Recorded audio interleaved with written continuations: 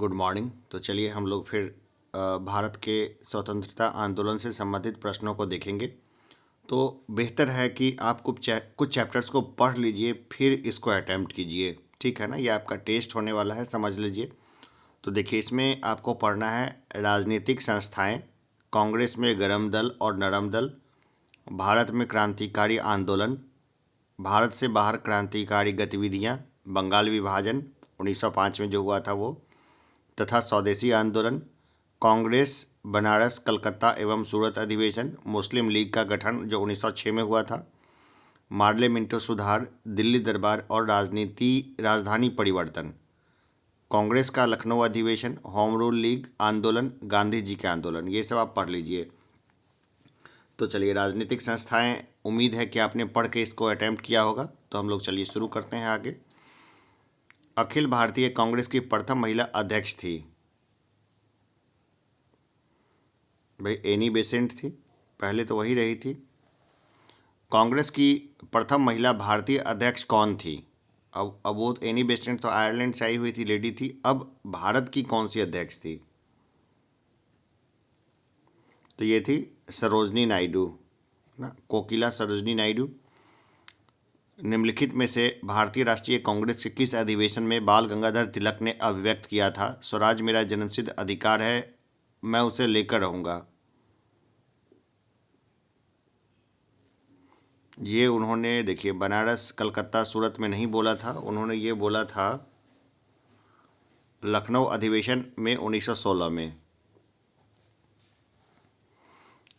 स्वराज मेरा जन्मसिद्ध अधिकार है और मैं उसे लेकर रहूंगा, यह वक्तव्य किसे संबंधित है? भाई अभी अभी बताया किसे संबंधित है ये, बाल गंगाधर तिलक से संबंधित है। किसने कहा था कांग्रेस आंदोलन न तो लोगों द्वारा प्रेरित था, न ही यह उनके द्वारा सोचा या योजनाबद्ध किया गया था? ये किसने कहा था? ये कहा था सर सैयद अहमद ने। किसने कहा था कांग्रेस पतन के लिए लड़खड़ा रही है, मेरी सबसे बड़ी अभिलाषा जब तक मैं भारत में हूं कांग्रेस की शांतिपूर्ण समाप्ति में सहयोग करना है? ये कहा था लॉर्ड कर्जन ने। कर्जन एकदम कांग्रेस के खिलाफ रहे थे।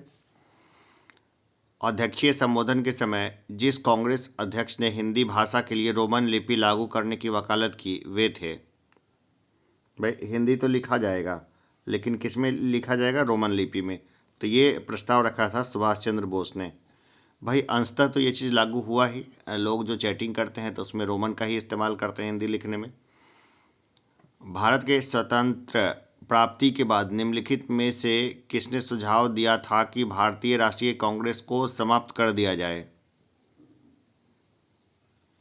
तो महात्मा गांधी का ये वक्तव्य था। मोदी जी आज भी चिल्लाते हैं महात्मा गांधी की इच्छा थी कांग्रेस को समाप्त कर दिया जाए।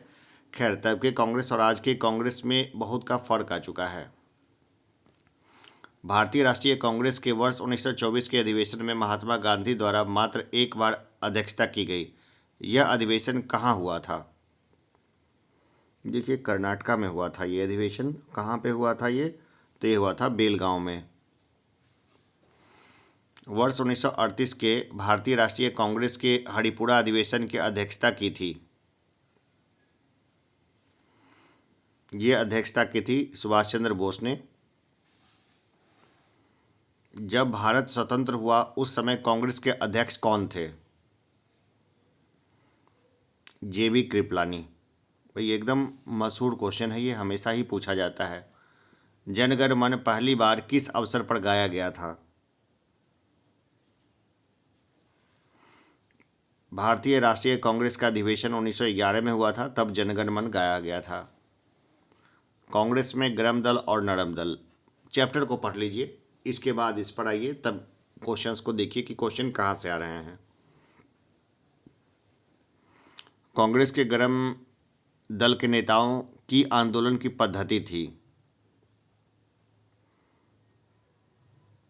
कांग्रेस के नरम दल है, ठीक है ना। कांग्रेस के नरम दल के नेताओं की आंदोलन की पद्धति थी, तो ये था राजा वामबलद्ध आंदोलन बोलेंगे इसको, क्योंकि वो लोग रिक्वेस्ट करते थे, अप्लीकेशन देते थे सुधारों के लिए।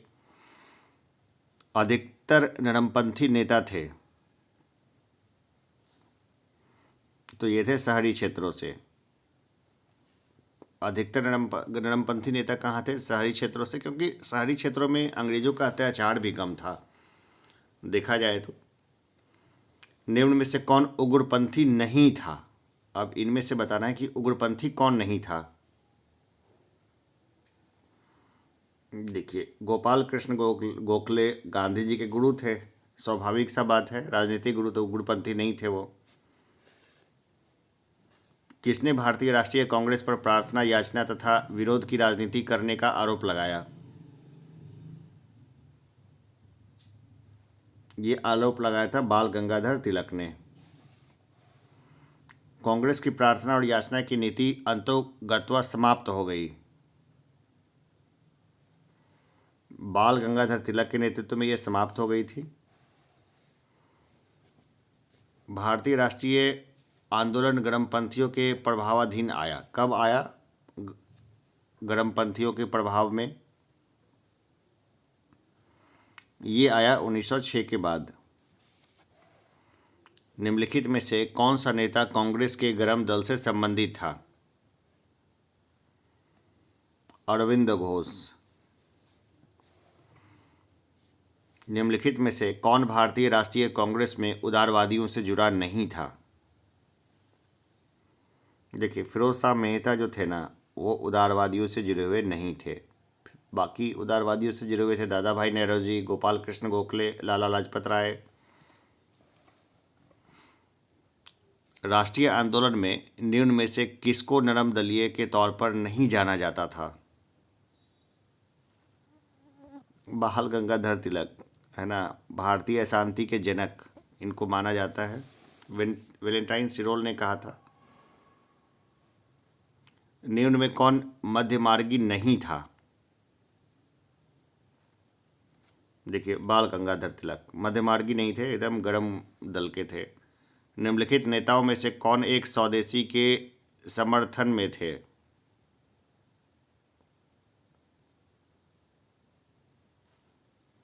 अरविंद घोष। बाद में इन्होंने अरविंदो आश्रम बनाया और पौंडीचेरी में खुद को निष्कासित कर लिया था। उस समय पौंडीचेरी जो था ना, वो फ्रांस के अधीन था, तो वो समझिए जो अलग ही मुल्क था वो। निम्नलिखित में से किसे भारतीय अशांति के जनक के रूप में जाना जाता है?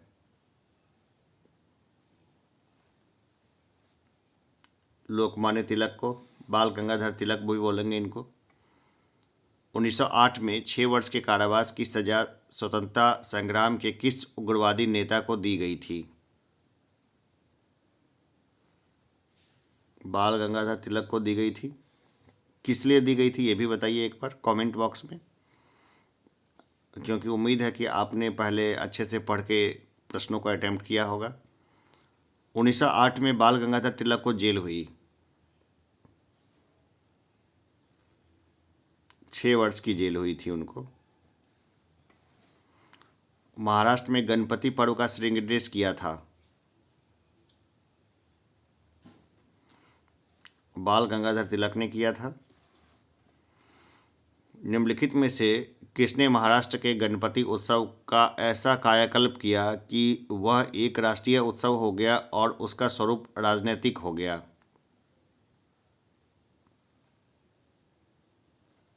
ये किया था बाल गंगाधर तिलक ने। चलिए, बेहतर है कि क्रांतिकारी आंदोलन एक बार पढ़ लीजिए, फिर इसमें आगे बढ़िए। शुरू करते हैं। क्रांतिकारियों के एक गुप्त समाज अभिनव भारत का गठन किया था। ये गठन किया था वीर दामोदर सावरकर ने। भाई, इनमें बड़ी सबने इनके ऐब देखे, इनका गुण किसी ने नहीं देखा। निम्नलिखित में से किसने मित्र मेला संघ को शुरू किया था? देखिए, ये किया था विनायक दामोदर सावरकर ने। इनका काफ़ी नाम होता, लेकिन चूंकि गांधी जी की हत्या में इनका नाम आ गया ना, तो इसके बाद से इनकी ख्याति काफ़ी ख़त्म हो गई थी एक तरीके से। युगांतर पार्टी का नेतृत्व किया था, ये किया था जतेंद्र नाथ मुखर्जी ने। वह कौन थे जिन्होंने अनुशीलन समिति की स्थापना की थी? देखिए, अनुशीलन समिति क्या थी? एक क्रांतिकारी जो संगठन थी, तो इसका जो था ना, पी मित्रा ने अनुशीलन समिति की स्थापना की थी। वाणिज्य कुमार घोष के क्रियाकलापों ने एक गुप्त क्रांतिकारी संगठन को बंगाल में जन्म दिया।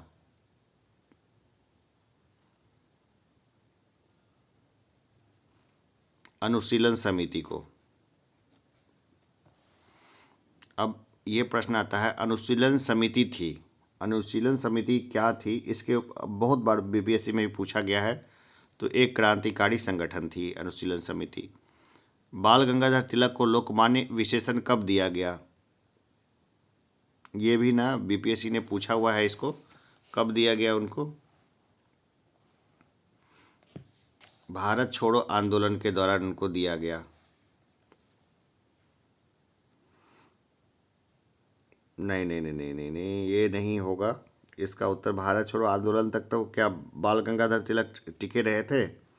ये इसका उत्तर नहीं होगा। चलिए इसके ऑप्शंस में हम लोग देखते हैं। स्वदेशी आंदोलन के समय तो नहीं दिया गया था, उसमें ये बहुत ज़्यादा सक्रिय भी नहीं थे।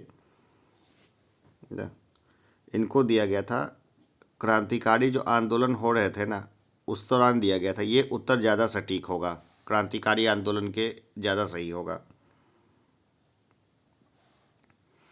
स्वतंत्रता आंदोलन के क्रांतिकारी आतंकवादियों का पहला महत्वपूर्ण साहसिक कार्य बरर डकैती का स्थान था। बरर डकैती कहाँ हुई थी? जो हुई थी पूर्वी बंगाल में। कई बार जो है ना, एकदम उटपटांग उत्तर दे करके कई बार आपको फंसाने की कोशिश की जाएगी। एग्ज़ाम में फंसना नहीं है, अपने दिमाग को हमेशा जो है ना थोड़ा सा खुला रखना है एकदम। मुजफ्फरपुर में किंग्सफोर्ड की हत्या का प्रयास कब किया गया था? ये किया गया था 1908 में। किसके द्वारा किया गया था? वही हमारे बिहार के समझिए तो बड़े गौरव थे दो, प्रफुल्ल चाकी और खुदीराम बोस। निम्नलिखित में से किसने बड़ी बुद्धिमानी के साथ अलीपुर षड्यंत्र में अरविंद घोष का बचाव किया था? ये किया था चितरंजन दास ने, जिसको नेताजी सुभाष चंद्र बोस अपना गुरु मानते थे। किस वर्ष हिंदुस्तान रिपब्लिकन एसोसिएशन की स्थापना हुई? 1924 में हुई। हिंदुस्तान रिपब्लिकन संगठन की स्थापना की गई थी, कानपुर में की गई थी।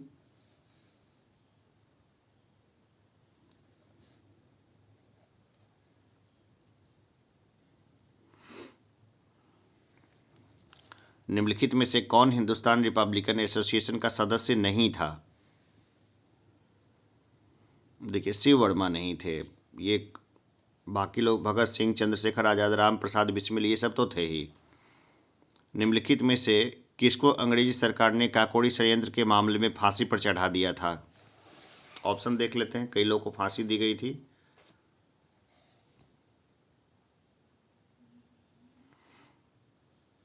देखिए, राम प्रसाद बिस्मिल को फांसी दे दी गई थी काकोड़ी कांड में। काकोड़ी में बैंक डकैती हुई थी और उसमें नाम आ गया था। काकोड़ी षड्यंत्र किस वर्ष में हुआ था? ये हुआ था 1925 में। अंग्रेजी खजाना लूट लिया गया था।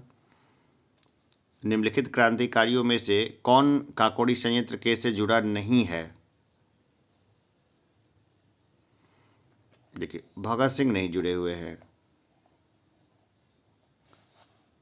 राम प्रसाद बिस्मिल, रोशन सिंह, अशफाक उल्ला खां, ये सब जुड़े हुए थे और लगभग सभी को फांसी हो गई थी। रोशन सिंह को भी हो गई थी फांसी।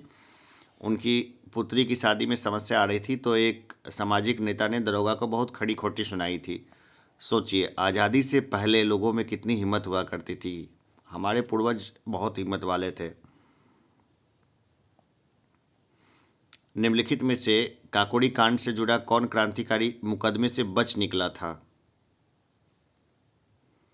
तो देखिए, चंद्रशेखर आज़ाद एकदम मुकदमे से बच निकले थे।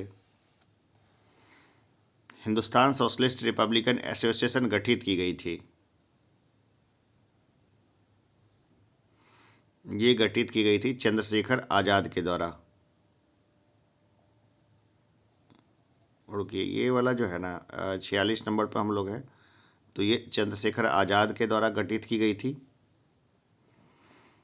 इसमें थोड़ा सा जो है ना मतलब चेंज हो सकता है, क्योंकि सरदार भगत सिंह भी इसका उत्तर जो है वो गलत नहीं होगा, ठीक है ना। लेकिन चूंकि की में जो है ना चंद्रशेखर आज़ाद दिया गया है कई जगह पे, लेकिन हम लोग इसको सरदार भगत सिंह के द्वारा भी के जरिए भी जा सकते हैं। उम्मीद है कि इसमें हम लोग न उलझें। तो आगे बढ़ते हैं, हम लोग थोड़ा और विस्तार से एक पूरी क्लास में हम लोग इसके बारे में चर्चा कर लेंगे, इस चीज़ों के बारे में। फिर उत्तर आप पे मैं छोड़ दूंगा। हिंदुस्तान सोशलिस्ट रिपब्लिकन एसोसिएशन के संस्थापक नेताओं में से एक थे, तो ये थे भगत सिंह, है ना। देखिए, वर्ष 1928 में हिंदुस्तान सोशलिस्ट रिपब्लिकन एसोसिएशन की स्थापना कहाँ हुई थी? ये हुई थी दिल्ली में। कौन सा मैदान था वो मैदान का नाम भी मुझे कमेंट बॉक्स में बताइए। क्रांतिकारी चंद्रशेखर आज़ाद को अंग्रेजों ने कैसे मार डाला था? लगभग सभी लोग जानते ही हैं कि कैसे मार दिया था चंद्रशेखर आज़ाद को। भाई, मुठभेड़ हुई थी, मुठभेड़ में गोलियां चली थी, तो मुठभेड़ में गोलियों से। इनकलाब जिंदाबाद का नारा किसने दिया था? ये नारा दिया था भगत सिंह ने। देखिए, इनकलाब हमेशा जिंदाबाद रहेगा और जिंदाबाद है, और भगत सिंह भी हमेशा जिंदाबाद रहेंगे। भगत सिंह, राजगुरु तथा सुखदेव को कब फांसी दी गई थी? 23 मार्च 1931 को। भगत सिंह, सुखदेव और राजगुरु को किस वाद में फांसी की सजा सुनाई गई? देखो, इनको लाहौर षड्यंत्र केस में इनको फांसी की सजा दी गई थी, इन तीनों को। लाहौर षड्यंत्र कांड में निम्नलिखित में से किस क्रांतिकारी को फांसी नहीं हुई थी? बटुकेश्वर दत्त को नहीं हुई थी, इस कांड में उनको फांसी नहीं हुई थी। भारतीय स्वतंत्रता के लिए फांसी पाने वाले प्रथम रिकॉर्डेड मुस्लिम का नाम है, उनका नाम है अशफाक उल्लाह खान। बहुत सारे मुसलमानों को फांसी दी गई होगी, लेकिन रिकॉर्ड में जो है ना नाम इन्हीं का आया, क्योंकि अंग्रेज़ों ने ऑफिशियली इनको फांसी दी। निम्नलिखित में से किसने प्रसिद्ध चटगांव शस्त्रागार धावा आयोजित किया था? देखिए, एक मूवी भी है चिटगांव के ऊपर में, बहुत अच्छी मूवी है, मनोज वाजपेयी की एक लेजेंडरी मूवी उसको मानी जाएगी। तो ये सूर्य सेन थे। सूर्य सेन का रोल जो है ना इसमें किया है मनोज वाजपेयी ने। स्वतंत्रता संग्राम के सबसे कम आयु के शहीद थे?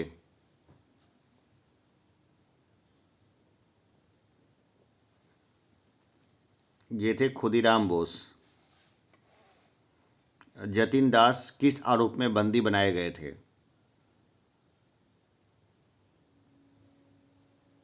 लाहौर संयंत्र में।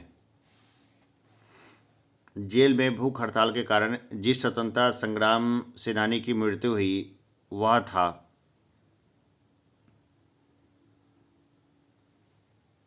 वह थे जतिन दास, है ना। वह था नहीं होना चाहिए, थे, वह थे, ठीक है ना। रिस्पेक्ट देंगे हम लोग, जो भी हमारे पूर्वज रहे हैं जिन्होंने हमारे लिए अपनी जान दी है, उनको हम लोग रिस्पेक्ट देंगे हमेशा ही। निष्क्रिय विरोध के सिद्धांत का प्रतिपादन किसने किया था? किसने किया? तो ये किया था अरविंद घोष ने। अरविंदो आश्रम भी बना लिया था इन्होंने और ख़ुद को अलग कर लिया था। इनकी किताबें जो है ना वो बहुत मशहूर है, और अभी भी लोग जो है ना आते हैं उनके अरविंदो आश्रम में। अभी एक कनाडा से अंकल आए थे, उन्होंने 3 लाख का डोनेशन दिया था अरविंदो आश्रम को। निम्नलिखित में से किस क्रांतिकारी की फांसी गोरखपुर जेल में हुई थी?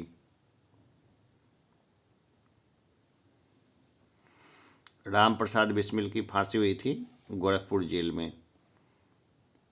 निम्नलिखित में से किस महिला क्रांतिकारी ने दीक्षांत समारोह में अपनी उपाधि यानी डिग्री ग्रहण करते समय अंग्रेज गवर्नर पर गोली चलाई थी?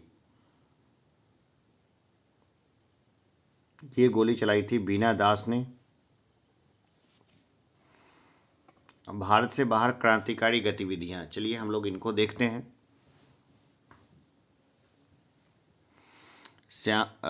सबसे बेहतर है कि इस चैप्टर को पढ़ लीजिए। श्यामजी कृष्ण वर्मा ने इंडियन होम रूल सोसाइटी की स्थापना की। ये उन्होंने की लंदन में। भाई कर्नल वायली हत्याकांड वगैरह जो भी है ना, यहीं से जुड़ा हुआ है, इसी लंदन हाउस से ही। गदर पार्टी की स्थापना हुई वर्ष,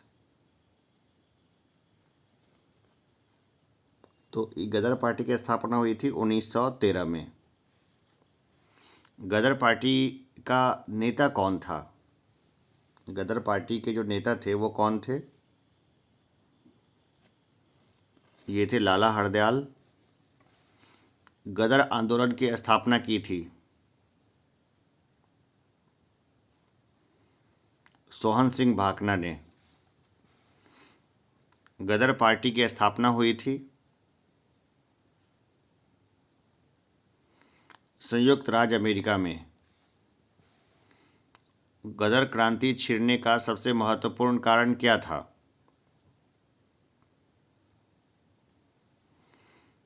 प्रथम महायुद्ध का शुरू होना।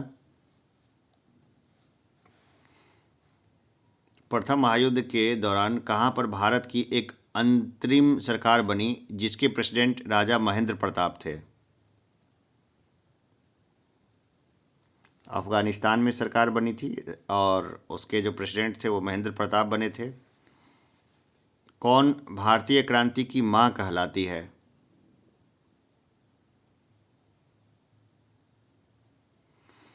ये हैं भीखाजी रुस्तम कामा। स्टुटगार्ट में सबसे पहले इन्होंने तिरंगा फहराया था। निम्नलिखित में से किस महिला ने भारतीय तिरंगा सबसे पहले फहराया था? देखिए ये प्रश्न भी आ गया अभी तुरंत ही। झंडा किसने फहराया था? तो झंडा फहराया था, आप अभी अभी मैंने बताया है। चलिए सही है ना। भारतीय क्रांतिकारी की माँ, इन्होंने जर्मनी के स्टुटगार्ट में अपना झंडा, देश का झंडा तिरंगा फहराया था। तो उनका नाम क्या था? उनका नाम था भीखाजी कामा, भीखाजी रुस्तम कामा। वह कौन थे जिन्होंने इंडिपेंडेंस लीग की स्थापना की थी? ये थे रास बिहारी बोस। चलिए बंगाल विभाजन 1905 तथा स्वदेशी आंदोलन से संबंधित प्रश्नों को देखेंगे। बंग भंग विरोधी आंदोलन का प्रारंभ किस तिथि से हुआ?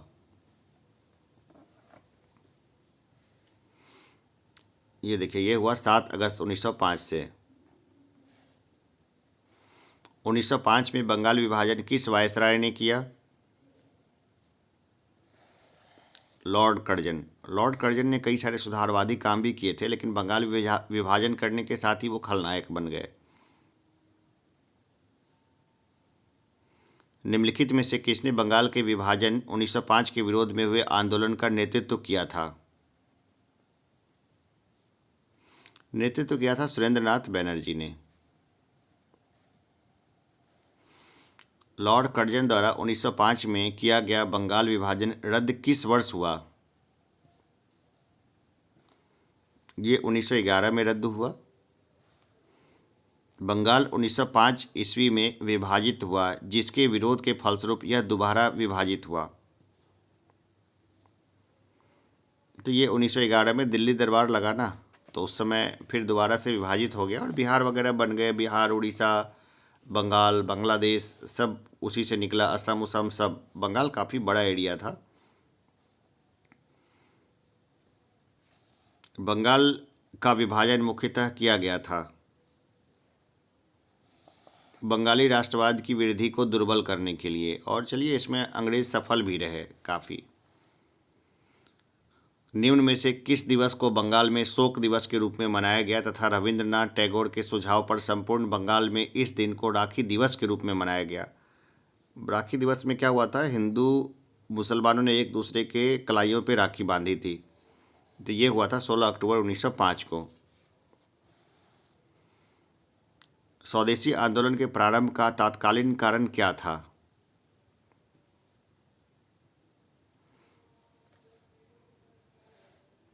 स्वदेशी आंदोलन के प्रारंभ का तात्कालिक कारण क्या था? तत्काल में क्या कारण हुआ था? तो ये था लॉर्ड कर्जन द्वारा किया गया बंगाल विभाजन। बांग्ला पत्रिका संजीवनी के संपादक 1905 ईस्वी में कौन थे? तो ये थे कृष्ण कुमार मित्र। भाई इन्होंने ही तो एक तरीके से आंदोलन को हवा दी थी, तो इनका नाम तो याद रखना ही पड़ेगा। स्वदेश बांधव समिति की स्थापना किसने की थी?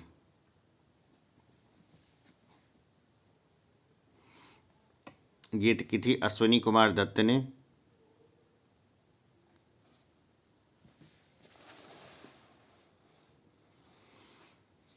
निम्नलिखित में से कौन स्वदेशी आंदोलन का आलोचक था एवं पूर्व तथा पाश्चात्य के मध्य एक बेहतर संबंध का समर्थक था?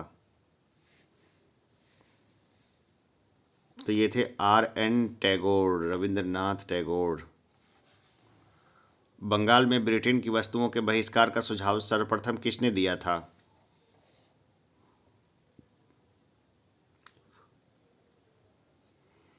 ये दिया था कृष्ण कुमार मित्र ने, सबसे पहले ये सुझाव दिया था।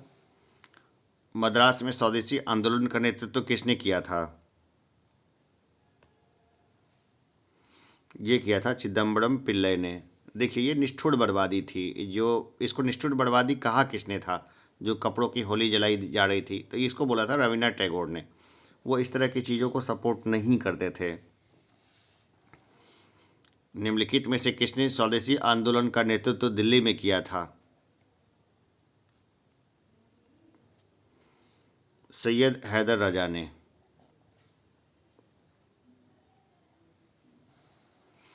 निम्नलिखित में से किस आंदोलन के दौरान वंदे मातरम भारतीय राष्ट्रीय आंदोलन का शीर्षक गीत बन गया? स्वदेशी आंदोलन के दौरान ऐसा हुआ। भारत की प्राचीन कला परंपराओं को पुनर्जीवित करने के लिए एक Indian society of oriental art की स्थापना की थी। ये की थी अवनींद्रनाथ टैगोर ने। चलिए अब देखेंगे कांग्रेस बनारस कलकत्ता एवं सूरत अधिवेशन को। तो बेहतर है इस चैप्टर को पहले पढ़ लीजिए, फिर यहाँ तक आइए। गोपाल कृष्ण गोखले ने कांग्रेस के लिए अधिवेशन में अध्यक्षता की।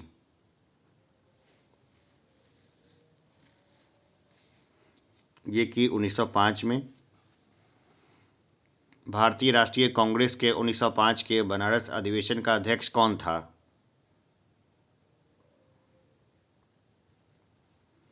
ये थे गोपाल कृष्ण गोखले।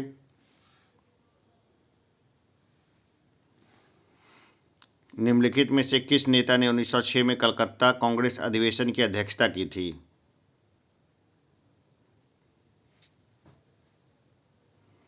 दादा भाई नौरोजी ने की थी। स्वराज को बतौर राष्ट्रीय मांग के रूप में सर्वप्रथम रखा था। ये रखा था दादा भाई नौरोजी ने। भारत में ग्रैंड ओल्ड मैन की संज्ञा किसे दी जाती है? दादा भाई नौरोजी को। ब्रिटिश पार्लियामेंट में चुने जाने वाले प्रथम भारतीय कौन थे? ये थे दादा भाई नौरोजी। किस पार्टी से जीते थे वो, ये बताना है। देखिए पहले चुनाव लड़ने वाले ये नहीं है, इससे पहले भी लोग चुनाव लड़े थे लेकिन वो नहीं जीत पाए थे। और ब्रिटिश कानून ऐसा है ना जिसमें कि आप या मैं अगर उस मतलब चाहें तो वहाँ पे जाके चुनाव लड़ सकते हैं, ब्रिटेन में वहाँ सांसद बन सकते हैं। नरम दल और गरम दल के रूप में भारतीय राष्ट्रीय कांग्रेस का अधिवेशन किस अधिवेशन में हुआ?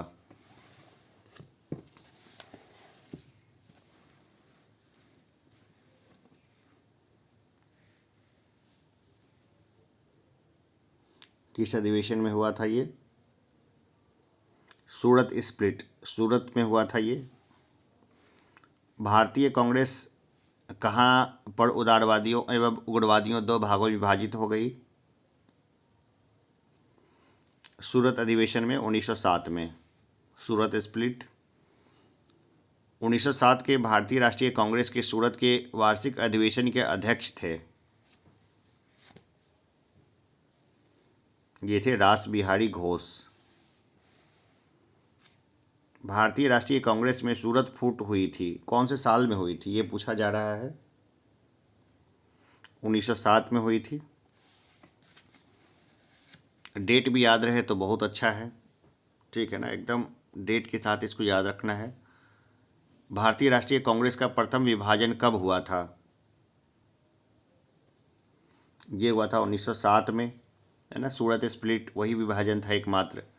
सूरत विभाजन का नेतृत्व किया था, इसका नेतृत्व किया था बाल गंगाधर तिलक ने। अब देखते हैं मुस्लिम लीग का गठन जो 1906 में हुआ था, उसको हम लोग देखेंगे, एक तरीके से ढंग से देखेंगे। निम्नलिखित में से किसने ऑल इंडिया मुस्लिम लीग की स्थापना की थी? ये किया था नवाब समीउल्लाह खान ने। भाई नवाब ही बना सकते थे ये सब चीज़ों को। ऑल इंडिया मुस्लिम लीग की स्थापना की थी नवाब सलीमुल्लाह खान ने। 1906 में मुस्लिम लीग की स्थापना हुई थी, ये हुई थी ढाका में। मुस्लिम लीग की स्थापना कहाँ हुई थी? ये हुई थी ढाका में। मुस्लिम लीग का प्रथम अध्यक्ष कौन था? तो ये थे आगा खां, प्रथम अध्यक्ष थे। वर्ष 1907 में मुस्लिम लीग का वार्षिक अधिवेशन कहाँ हुआ था? ये हुआ था कराची में। वर्ष 1908 में अखिल भारतीय मुस्लिम लीग की एक लंदन शाखा की स्थापना हुई, ये हुई अमीर अली की अध्यक्षता में। अब देखते हैं मार्ले मिंटो सुधार। मार्ले मिंटो सुधार बिल किस वर्ष में पारित किया गया? ये पारित किया गया 1909 में। 1909 के इंडियन काउंसिल एक्ट में किस बात की व्यवस्था की गई थी? सांप्रदायिक प्रतिनिधित्व की बात की गई थी उस समय। सांप्रदायिक प्रतिनिधित्व में क्या था? सांप्रदायिक प्रतिनिधित्व में ये था कि हिंदू, मुसलमानों, सिखों के लिए अलग प्रतिनिधित्व की व्यवस्था की गई थी। दिल्ली दरबार और राजधानी परिवर्तन, चलिए ये चैप्टर पहले पढ़ के फिर आइए। ब्रिटिश काल में दिल्ली के पहले भारत की राजधानी कहाँ थी? जाहिर सी बात ही कलकत्ता ही में ही थी राजधानी। वर्ष 1912 में जब राजधानी कलकत्ता से दिल्ली लाई गई, उस समय भारत का वायसराय कौन था? ये थे लॉर्ड हार्डिंग। किस वर्ष भारत की राजधानी कलकत्ता से दिल्ली आई थी? दिल्ली दरबार जब लगा था ना तभी आई थी। कब लगा था वो दिल्ली दरबार? तो चलिए वो 1911 में दिल्ली दरबार में घोषणा की गई कि अब जो है दिल्ली ही राजधानी होगी। दिल्ली में किसके राजकीय प्रवेश के अवसर पर बम फेंका गया था? तो लॉर्ड हार्डिंग जब आ रहे थे ना तो उन पे बम फेंका गया था। ब्रिटिश शासन के दौरान बिहार को एक अलग प्रांत का दर्जा किस वर्ष प्राप्त हुआ? ये प्राप्त हुआ 1912 में। अब देखते हैं कांग्रेस का लखनऊ अधिवेशन। चलिए यहाँ से हम लोग प्रश्नों को देखेंगे कि दिसंबर 1916 में इंडियन नेशनल कांग्रेस तथा इंडियन मुस्लिम लीग ने एक ही समय अपने अधिवेशन आयोजित किए थे। लखनऊ में आयोजित किया था एक ही समय में।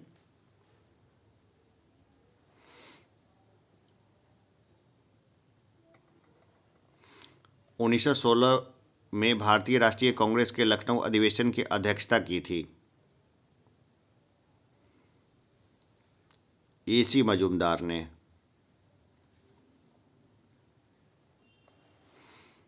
कांग्रेस और मुस्लिम लीग के बीच प्रसिद्ध लखनऊ समझौते पर हस्ताक्षर हुआ था 1916 में हुआ था ये। अतिवादियों एवं उदारवादियों के पुनर्मिलन की प्रक्रिया में प्रमुख शिल्पी निम्न में से कौन थे? दोनों को मिलाया था एनी बेसेंट ने। वर्ष 1916 में मुस्लिम लीग और कांग्रेस के मध्य किसने समझौता कराया था?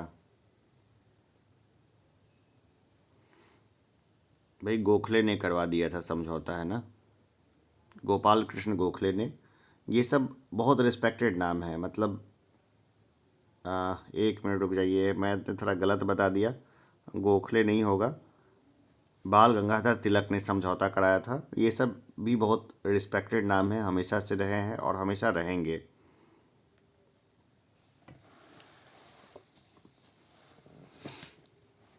अब होम रूल लीग आंदोलन से संबंधित प्रश्नों को देखेंगे, पहले इसको पढ़ लीजिए फिर आइए। होम रूल लीग आंदोलन सर्वप्रथम किसने प्रारंभ किया था? एनी बेसेंट ने। 1915-16 में दो होम रूल लीग आरंभ की गई थी। नेतृत्व किनका था? देखिए, एक तरफ थे तिलक और एक तरफ थी एनी बेसेंट। उत्तर क्या हो जाएगा इसका? हो जाएगा तिलक और एनी बेसेंट। एनी बेसेंट मुख्यतः संबंध रही है, किससे संबद्ध रही है एनी बेसेंट मुख्यतः? होम रूल से, यानी इसको होम रूल को बोलेंगे हिंदी में गृह शासन आंदोलन। प्रथम विश्व युद्ध के दौरान आंदोलन जो भारत में लोकप्रिय हुआ था वह था होम रूल आंदोलन। तिलक तथा एनी बेसेंट द्वारा बनाए गए होम रूल लीग को एक में मिला दिया गया था, ठीक है ना। कब मिला दिया गया था ये? 1918 में। निम्न में से कौन फेबियन आंदोलन का प्रस्तावक था? तो ये थे एनी बेसेंट, फेबियन आंदोलन के प्रस्तावक। अब देखते हैं, गांधी जी आ चुके हैं। गांधी जी जब आए ना तो सब कुछ बदल गया। गांधी काल अपने आप में जो है ना एक अलग ही, समझिए, जो एक बुक है। तो हम लोग देखते हैं गांधी जी के आंदोलन को। उम्मीद है कि गांधी जी से संबंधित चैप्टर आपने पढ़ लिया होगा। चलिए आगे देखते हैं। दक्षिण अफ्रीका में रहने की अवधि में महात्मा गांधी ने निम्न में से जिस पत्रिका का प्रकाशन किया उसका नाम था, क्या नाम था उसका?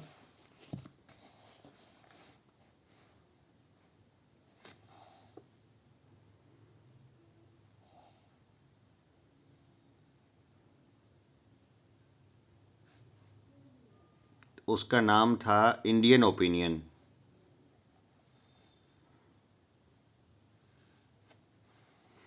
फिनिक्स फार्म कहाँ है? तो यह है डरबन, दक्षिण अफ्रीका में। एम के गांधी समर्थक थे, यानी मोहनदास करमचंद गांधी समर्थक थे दार्शनिक अराजकतावाद के। ये कोई शासन नहीं चाहते थे, है ना। तो जो शासन नहीं चाहते हैं उनको एनार्किस्ट बोलते हैं। तो एनार्की भी अपने आप में बहुत अच्छी चीज़ है, इसको लेके मैं एक सेपरेट चैप्टर लेकर के आऊँगा। लोग अराजकता को गलत मानते हैं, ऐसा है नहीं। गांधी जी की दृष्टि में अहिंसा का अर्थ है सत्य की प्राप्ति का रास्ता। गांधी जी ने परिवार नियोजन हेतु क्या तरीका बताया था? देखिए, आत्मनियंत्रण बताया था उन्होंने। गांधी जी क्या है ना कि इतने पुराने ख्यालात के इन मामलों में थे कि वो इस बात को मानते ही नहीं थे कि यौन इच्छा में महिलाओं की भी कोई भूमिका होती है। वो ऐसा मान के नहीं चलते थे, और वो मतलब उनको समझाने की भी बहुत बार कोशिश की गई थी कई सारे लोगों ने। लेकिन गांधी जी बिल्कुल किसी भी तरीके के कॉन्ट्रासेप्टिव्स के खिलाफ थे, और उन्होंने इसको आत्मनियंत्रण के जरिए बोला था कि जनसंख्या का नियंत्रण किया जाएगा। चलिए, उस समय की बात थी। आज गांधी जी होते तो शायद अपने विचार में परिवर्तन कर ले आते। महात्मा गांधी दक्षिण अफ्रीका से भारत किस वर्ष में लौटे थे? 1915 में लौटे थे ये। गांधी जी दक्षिण अफ्रीका से में कितने वर्ष रहे थे?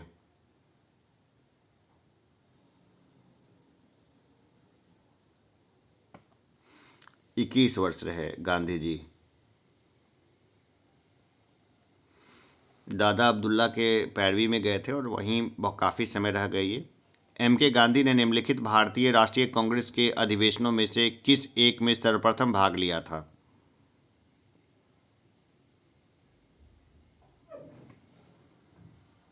देखिए कब लिया था उन्होंने भाग। तो एम के गांधी ने निम्नलिखित भारतीय राष्ट्रीय कांग्रेस के अधिवेशनों में से किस एक में सर्वप्रथम भाग लिया था? कलकत्ता अधिवेशन 1901 में लिया था, ठीक है ना। ऐसे इस चीज़ को हम लोग फिर अच्छे से देखेंगे, है ना। कुछ और अपडेट होगा तो वो मैं बता दूंगा आप लोगों को। जो की है उसके अनुसार से 1901 ही सही दिखता है। आगे देखते हैं हम लोग। भारत के स्वतंत्रता आंदोलन के दौरान महात्मा गांधी द्वारा स्थापित साबरमती आश्रम नगर के बाहर स्थित था।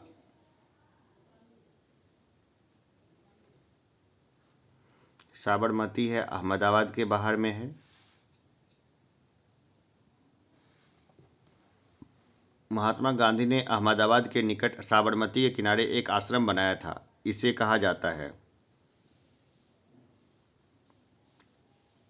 कहा जाता है सत्याग्रह आश्रम कहेंगे तो ज़्यादा उपयुक्त लगेगा।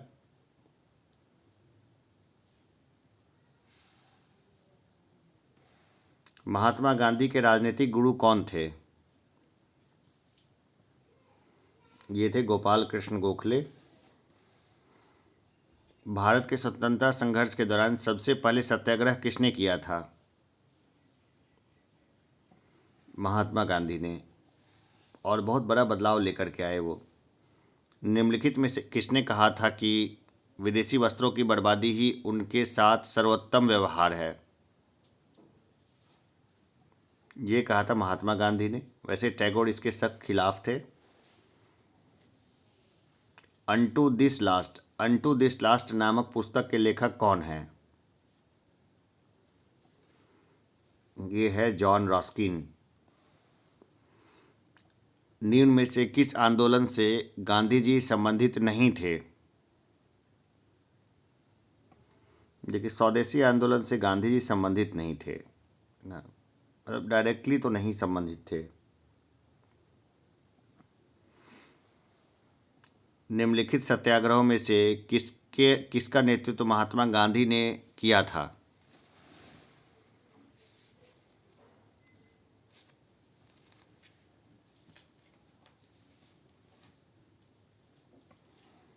बारदोली का भी जो है ना, ये प्रश्न क्या है, निम्नलिखित सत्याग्रहों में से किसका नेतृत्व महात्मा गांधी ने नहीं किया था? तो बारदोली सत्याग्रह का महात्मा गांधी ने नहीं किया था, बाकी का उन्होंने ही किया था। महात्मा गांधी को सर्वप्रथम राष्ट्रपिता किसने कहा था? ये कहा था सुभाष चंद्र बोस ने। एक रेडियो प्रसारण में बोला था कि राष्ट्रपिता हमें आपका आशीर्वाद चाहिए। गांधी के नाम के पहले महात्मा जोड़ा गया। चंपारण सत्याग्रह के दौरान इनको महात्मा की उपाधि दी गई थी। निम्नलिखित में से किसने गांधी जी को सर्वप्रथम महात्मा के तौर पर संबोधित किया था? रविन्द्रनाथ टैगोर ने। निम्नलिखित में से किस सत्याग्रह आंदोलन में गांधी जी ने प्रत्यक्ष रूप से भाग नहीं लिया? वाईकोम सत्याग्रह में उन्होंने प्रत्यक्ष रूप से भाग नहीं लिया था। महात्मा गांधी का छत्तीसगढ़ में प्रथम आगमन कब हुआ था? 20 दिसंबर 1920 को हुआ था। भारतीय कपड़ा व्यापारी, बैंकर, कांग्रेसी तथा महात्मा गांधी का निकट सहयोगी है। यह उपयुक्त विवरण है। भारतीय कपड़ा व्यापारी, बैंकर, कांग्रेसी तथा महात्मा गांधी का निकट सहयोगी है। यह उपयुक्त विवरण है। किसका उपयुक्त विवरण है ये? ये है जमनालाल बजाज का। बजाज के कपड़े अभी भी आते हैं।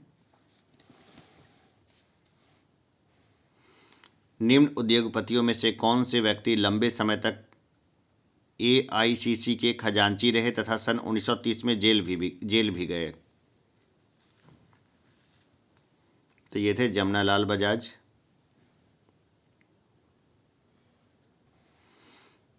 स्वाधीनता आंदोलन के दौरान महात्मा गांधी के करीबी अंग्रेजी मित्र थे।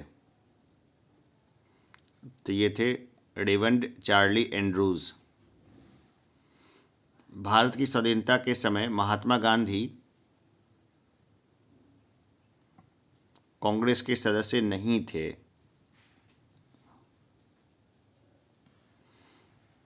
गांधी जी की मृत्यु पर किसने कहा था हमारे जीवन से प्रकाश चला गया है?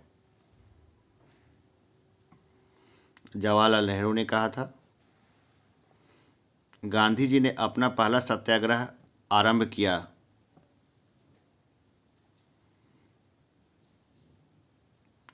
तो अपना पहला सत्याग्रह कब आरंभ किया था? तो मजदूरों को कम वेतन दिए जाने के विरुद्ध किया था उन्होंने अपना। कहाँ पर किया था इन्होंने अपना, ये एक बार कमेंट बॉक्स में बताइए। अफ्रीका में थे या कहाँ थे? क्योंकि ये देखिए, ये कुछ और नहीं दिया गया है यहाँ पर, है ना, कि भारत में नहीं दिया गया है। निम्न में से किस आंदोलन में महात्मा गांधी ने पहली बार भूख हड़ताल का प्रयोग हथियार के रूप में किया था? तो अहमदाबाद की हड़ताल में। चलिए, 150 क्वेश्चन को हमने देखा और उम्मीद है कि अगर कुछ त्रुटि हुई होगी तो मैं नीचे जो है ना पिंड मैसेज में मैं डाल दूंगा। आप लोग भी ओपन है नीचे कमेंट करने के लिए। नीचे कुछ ना कुछ कमेंट ज़रूर किया कीजिए, इससे काफ़ी मोटिवेशन मिलता है। कई बार हो सकता है कि मैं गलत हूँ, कई बार हो सकता है कि मेरी जो स्टडी हो या कोई आंकड़े हो वो प्रॉपर वे में नहीं हो, तो उसको मैं आगे जो है ना मैसेज में मैं इसको सुधार लूँगा। तो चलिए, अभी के लिए इतना ही, फिर मिलते हैं अगले सेट पर। तब तक के लिए धन्यवाद। लाइक करिए, शेयर करिए, उससे मुझे मोटिवेशन मिलेगा।